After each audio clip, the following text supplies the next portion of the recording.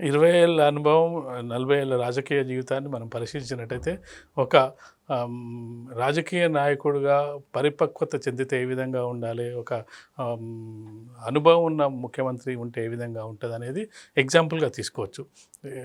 కక్ష సాధింపు చర్యలు చేసినట్టయితే జగన్మోహన్ రెడ్డి ప్రభుత్వం లాగానే ఉంటది. అలా కాకుండా కోర్టులు కోర్టు పని చేయాలి, చట్టాలు చట్టాల పని చేయాలి, మనం మన పని చేసుకోవాలనేది సున్నితంగా అలా మంత్రివర్గ సదస్సులను హెచ్చరించడం జరిగింది.